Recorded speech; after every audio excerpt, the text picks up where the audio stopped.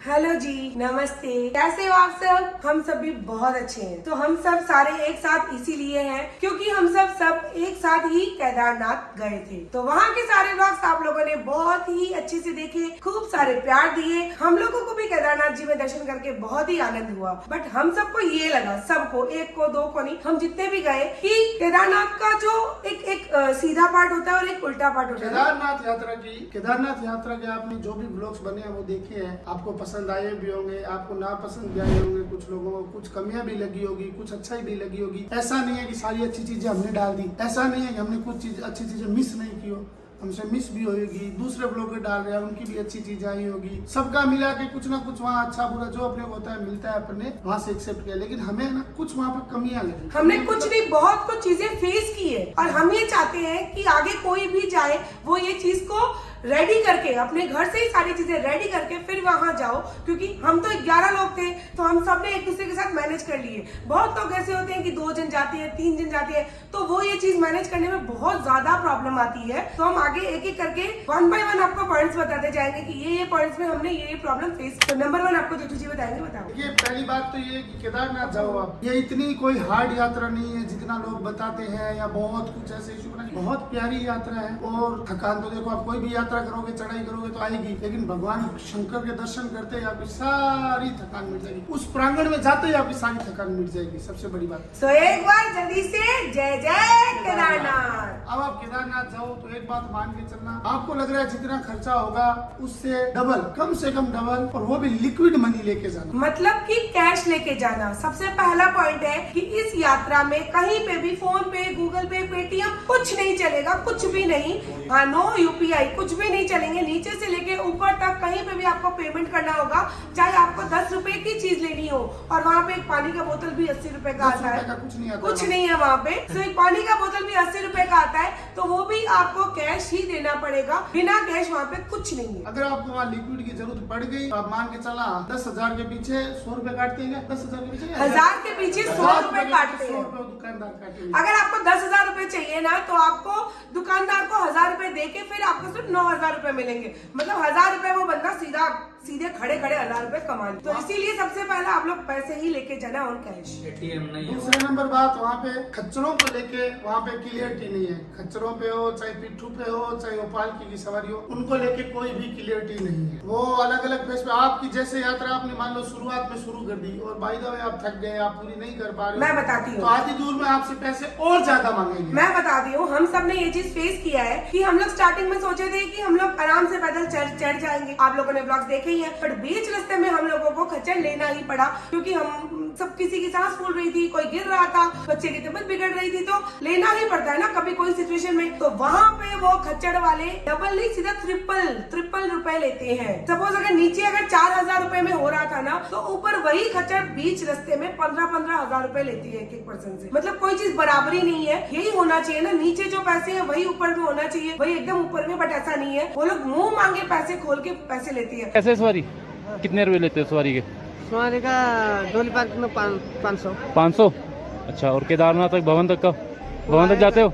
जाते हैं 7,000 8,000 7, 8,000, 9,000। अगर आपको बार्गेनिंग करनी आती है, अच्छे से कर पाओगे तो ही, वरना तो संभव ही नहीं है। आप शुरू में करके बैठ गए तो बात अलग है, फिर उसकी मनमानी है, फिर आपको एक बार रवाना हो गए तो चलना ही पड़ेगा। सबसे मेन बात, स्टार्टिंग में अगर आपको खच्चर करना है तो स्टार्टिंग में करना। वहाँ पे आपको 3,500-4,000 में मिल जाएंगे। हल्का सा ऊपर जाओगे तो 15,000 के नीचे एक भी खच्चर नहीं मिलेंगे। 12,000, 8,000, 10,000 मनमानी रेट, जो मतलब उनकी इच्छा होगी, आपकी तकात देखेंगे जगह पे और उस हिसाब से बोलेंगे। तीसरे नंबर पे, इस यात्रा को 16 किलोमीटर की यात्रा मत माने, बिल्कुल भी मत माने। धोखा है, धोखा धोखा धोखा। 16 किलोमीटर की यात्रा नहीं है। एटलीस्ट 25 से 26 किलोमीटर। सफर शुरू होने से जहाँ तक मंजिल तक पहुँचने तक की ये यात्रा आपको 22 किलोमीटर 23 किलोमीटर के आसपास है। और ये सोनप्रयाग से नहीं, मैं आपको जो बता रही हूँ वो गौरीकुंड से है, जहाँ पे हमको गाड़ी रोक के पार्किंग करके उसके बाद वहाँ से हमको पैदल चलना पड़ता है। गौरीकुंड से लेके केदारनाथ जी के मंदिर तक की नियर 25 किलोमीटर का सफर है। ये आपको बाई वॉक ही अपने पैरों से ही चल के जाना पड़ेगा। सर्दी से बचने के कपड़े और रेनकोट हमेशा अपने साथ में रखे, मौसम का 1 मिनट भी भरोसा ना करें। और सबसे मेन बात कि सारी चीजें नीचे से ही लेके जाना।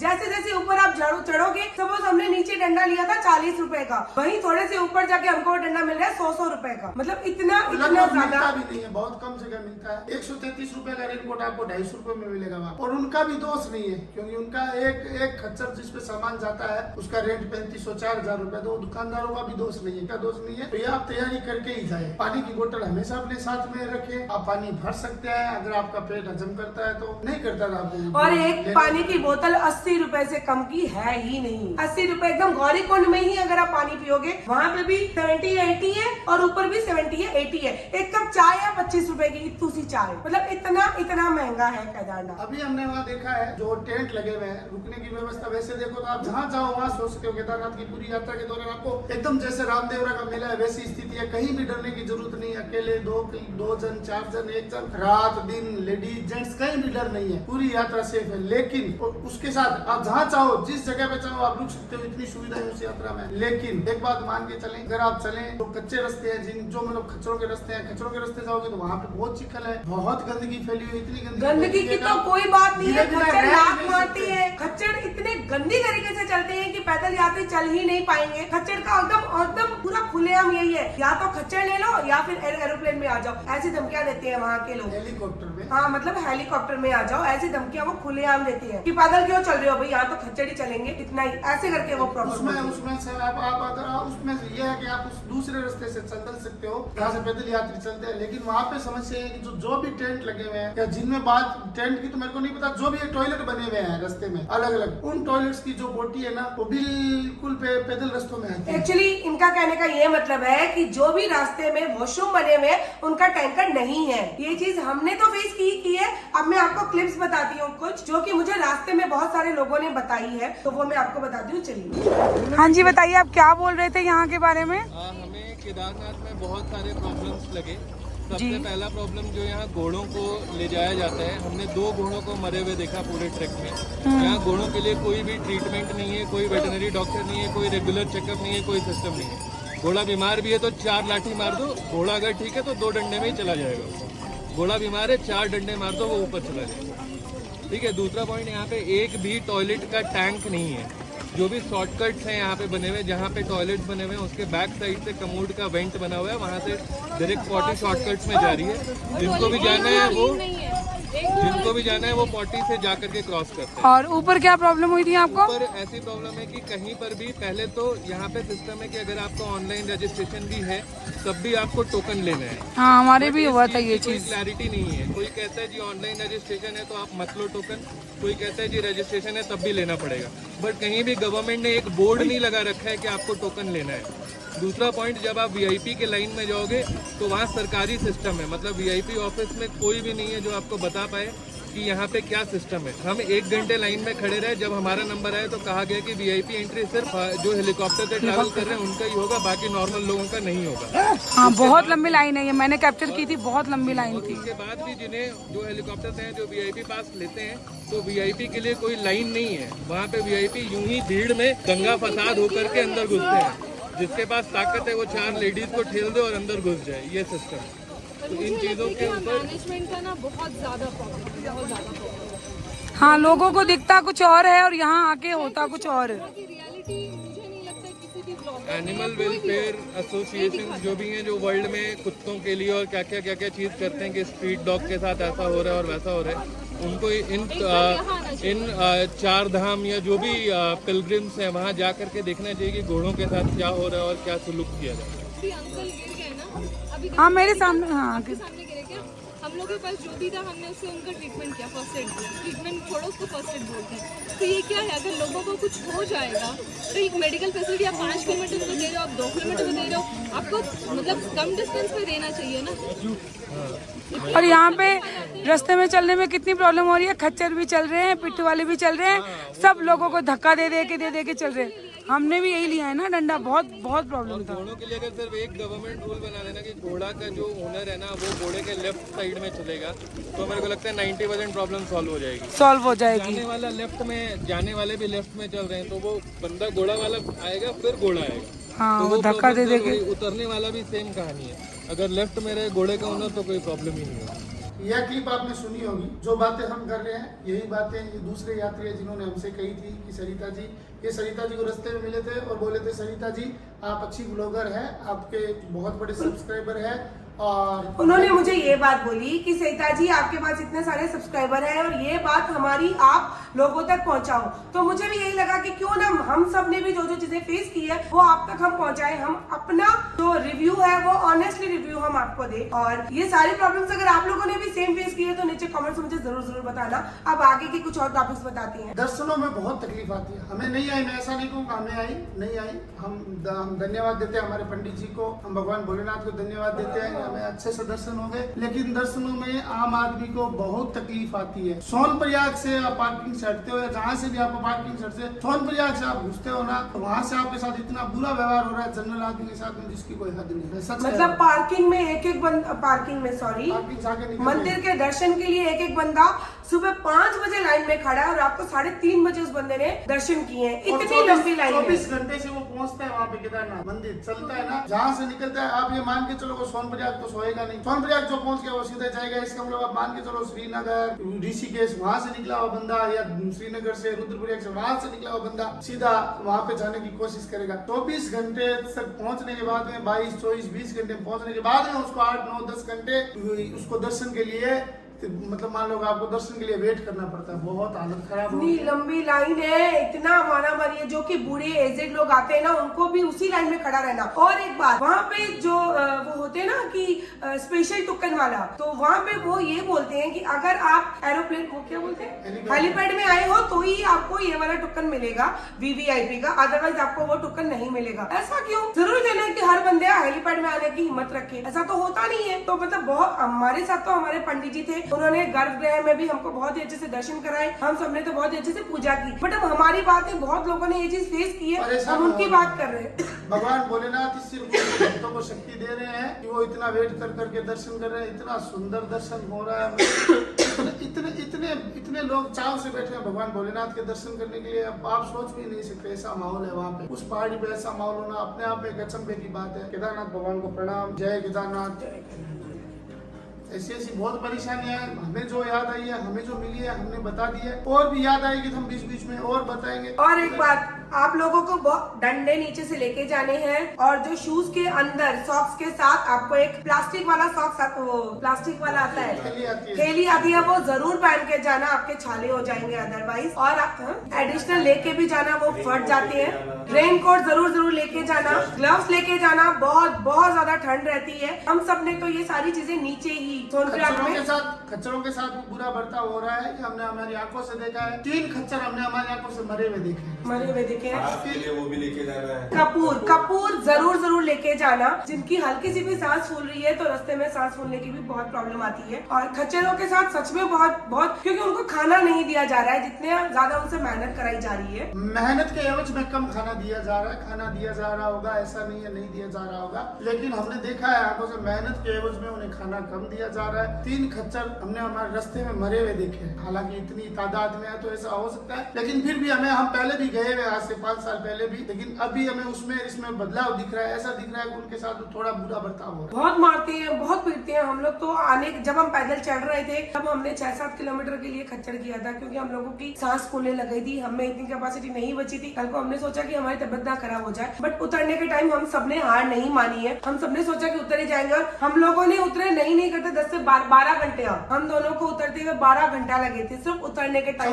वो तो 14 तो गाड़ी तक पहुंचने में ना, टोटल 12 से 14 घंटे लगे थे हम लोगों को उतरने में। उस टाइम में बहुत कुछ फेस किया है। खच्चरों को जो कीचड़ होता है वो सीधा मुंह पे मारते हैं वो लोग। चलाने वाले लोग पैदल यात्रियों के साथ बुरा बर्ताव करते हैं। वो चलते ही सवारी बैठी है तब तो खच्चर को फिर भी पकड़ के चलाते हैं, अदरवाइज खाली खच्चर वालों तो उनको भगा के छोड़ देते हैं। आप खुद उनके पीछे भागते रहते हैं। उनकी तो वहाँ पे हैबिट है, खच्चर भागते हैं। आप बताओ एक इतनी सी लाइन बनी है, उसमें लोगों के साथ क्या होता होगा। और हम लोगों ने तो यहाँ तक देखा है कि एक खच्चर इतना खुला उसको छोड़ दिया, उसका मालिक पीछे था, खाली खच्चर था, वो भाग रहा था। उसने एक पिट्ठू वाले के पीछे आदमी बैठा था, वो तो गिरा ही गिरा, पिट्ठू वाले का पूरा सर फूट गया। भाई ये देख लो, ये कंडीशन हो जाती है यहाँ पे घोड़ों के साथ। अभी एक बंदा गिर गया यहाँ से घोड़े पे से, ये देखो। ये अंकल बैठे हुए थे ब्राउन वाले, ये गिर गए अभी घोड़े पे से। पूरा ब्लड आने लग गया। एक अपने पैर से, हाँ अपने पैर से पीछे की टांग से मार के, पीछे की टांग से मारा उसको खच्चर ने और वो वहीं पे गिर गया। तो ऐसे करके बहुत सारी घटना देखी थी हम लोगों ने। ये इतनी सुंदर यात्रा है, इतनी प्यारी यात्रा है जिसको जानबूझ के तकलीफ नहीं बनाया जा रहा है। बट एक बात मैं आप लोगों को जरूर बोलूंगी, ये मेरा पॉइंट ऑफ व्यू है। बहुत लोग ये बोल रहे हैं कि इसको सिर्फ घूमने के बहाने से, वीडियो के बहाने से, व्लॉग्स के बहाने से लोग जा रहे हैं। बट मेरा ये मानना है चाहे किसी बहाने से जाओ, आज का टाइम में अगर सनातन धर्म को, अगर यंगस्टर इस चीज को प्रमोट कर रहे हैं तो ये भी बहुत बड़ी बात होती है ना। ये भी तो बहुत बहुत बड़ी बात है कि आज के जनरेशन के लोग जो है 21-22 साल के, 25 साल के, 30 साल के धार्मिक यात्राओं पे जा रहे हैं, अपने वेकेशन के टाइम पे धार्मिक यात्राओं पे जा रहे हैं, वो सबसे बड़ी बात होती है। उस चीज को भी तो हम अप्रिशिएट करें ना। और जो भी ये व्लॉग कर रहे हैं, इवन मैं भी हूँ, चाहे रील्स बना रहे हैं, चाहे शूट कर रहे हैं, वो हम हमारी चीजें ही तो प्रमोट कर रहे हैं ना, कि दुनिया देखे हमारे इंडिया में ये चीजें हैं। हम भगवान के मंदिर को ही तो प्रमोट कर रहे हैं। तो इसको हम पॉजिटिव वे में भी ले सकते हैं, नेगेटिव वे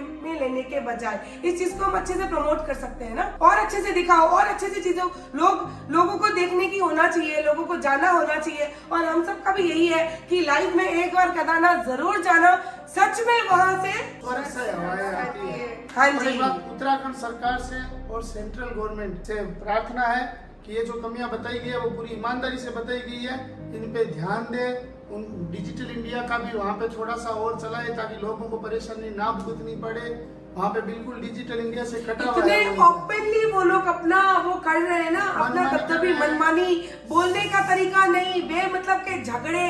अगर उनकी बात नहीं सुनी तो आगे किसी से और सुनने नहीं देंगे, जानबूझ के वो धक्का मार के चलेंगे। मतलब इतनी ज्यादा मनमानी है। नहीं लिया ना, फिर आपको दूसरे कच्चे पर बैठ के बाय द वे यात्रा करनी हो तो पैदल करनी चाहिए। पैदल भी तो कैसे करोगे यार, कुछ धक्के लोग तो मार के चलेंगे। कुछ लोग बोल रहे हैं अभी खच्चर का बिल्कुल उपयोग ना करें, ऐसी जरूरत नहीं है। आपकी शारीरिक शक्ति हो, आपकी मानसिक शक्ति मजबूत हो तो आप पैदल जाए। अगर आपको जरूरत लगे कि मैं हेलीकॉप्टर से ही जा सकता हूँ तो वहां से जाए। आपको लगता है मैं पिट्ठू पे जा सकता हूँ तो वहां से जाए। आपको लगता है मैं पालकी से जा सकता हूँ तो वहां से जाए। आपको लगता है कि मैं खच्चर पे बैठ के जा सकता हूँ तो आप उस पे बैठ के जाए। इनमें कोई बुराई नहीं है, क्योंकि जब आप उनका उपयोग ही नहीं करोगे। आज ही उनकी ये हालत है कि उनको खाना नहीं दिया जा रहा है, उनको खाना मुश्किल से दिया जा रहा है, जरूरत से कम दिया जा रहा है। तो आप एक बात बताओ, अगर वही खच्चर उनको कमा के ही नहीं देंगे तो वो लोग कैसे खाना देंगे उसको? वो तो प्रजाति भी लुप्त हो जाएगी। ऐसा कुछ भी नहीं है। लोग जो भी आधा ज्ञान कोई भी ना बांटे, पहले सब बातों यार, या तो फिर हम जो भी हैं अगर खच्चर पे चढ़े नहीं तो उनको खाना नहीं मिलेगा। तो सेम बात है ना, जो भी नॉन वेजिटेरियन है वो भी तो किसी को काट के खा रहे हैं ना, वो भी मत करो। सारी चीजों पे रोक, ऐसा नहीं होता है, हर चीजें अपनी अपनी होती है। अगर हम खच्चर पे नहीं चढ़ेंगे तो उनके मालिक उनको खिलाएंगे क्या? सरकार से इतना सा अनुरोध है, उत्तराखंड सरकार से भी और सेंट्रल गवर्नमेंट, अगर हमारी बात वहाँ तक पहुँच जाए तो इतना सा अनुरोध है कि आप थोड़ा वहाँ पे प्रशासन को सख्त करें। तो रूल सबके लिए एक हो यार। रूल्स रूल्स बनाए ताकि ये यात्राएं और ज्यादा बढ़े। वहाँ पे ये बात है कि हल्का सा कोई कमजोर आदमी होगा ना तो उसको तो यूं फेंक देंगे, यूं। ऐसा नहीं होता यार, हर इंसान को बराबर समझो। जरूरी नहीं है कि हर इंसान ताकतवर ही वहाँ जाएगा। हर जगह पैसों से काम नहीं होता। हर चीजें पैसों से नहीं होती। वहाँ पे पैसा है तो ही है, तुम्हारे पास पैसा है तो तुम्हारी सब सुनेंगे। ऐसा मत करो यार। बहुत दूर दूर से बहुत टाइप के लोग आते अच्छा हैं। लगा कि बड़ी धार्मिक यात्राओं पे हम पहले भी गए हुए हैं, लिमिटेड लोग होते थे। इस बार बहुत अच्छा लगा, बहुत अच्छा लगा। इतनी पब्लिक थी आप में सोच भी नहीं सकते। हाँ, ये चीजें सबसे अच्छी बात है। सबसे बेस्ट पार्ट था, ये सबसे बेस्ट पार्ट है लोग तकलीफ झेलने के लिए तैयार थे। फिर भी लोग, युवा, बच्चे, बड़े, बूढ़े लोग तकलीफ झेलने के लिए तैयार थे, लेकिन हर इंसान केदारनाथ जी के दर्शन करना चाहता था। ये यात्रा इतनी लंबी लाइन में खड़े होके वो लोग इतना टाइम वेट करके भी दर्शन कर रहे हैं, ये सबसे बड़ी बात है। बहुत ही सुखद यात्रा है। आप भी जाएं, डरे नहीं, किसी की बातों से घबराए नहीं, कोई परेशानी नहीं आनी है।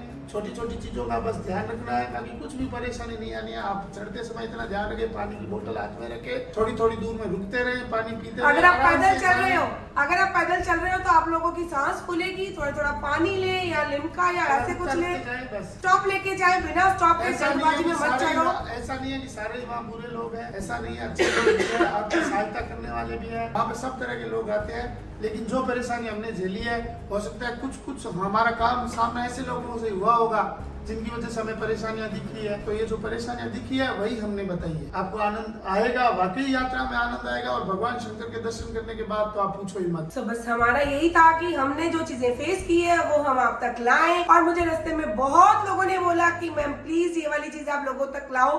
तो हम सबने मिलकर यही डिसीजन लिया है कि क्यों ना हर इंसान पॉजिटिव दिखाता है, हम थोड़ा सा जो डार्कनेस है, जो तकलीफ हमने भुगती है, जो हमने फील किया है, जो हमने नजदीक से देखी है, वह बताएंगे। सो इसीलिए हम सबने डिसाइड किया कि हम आपको बताएंगे, ये चीजें आप तक पहुंचाएंगे। सो हमारा यही मोटिव था।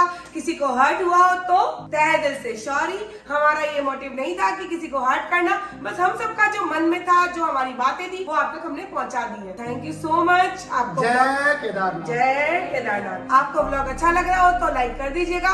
लाइक करो नहीं करो कमेंट में जरूर बताना अपनी ओपिनियन। सबसे मेन बात, इस ब्लॉग को ज्यादा से ज्यादा शेयर कीजिएगा। जरूर करना, क्योंकि किसी जरूरतमंद को अगर ये बात पहुंच जाए तो वो पहले से ही रेडी होके जाए।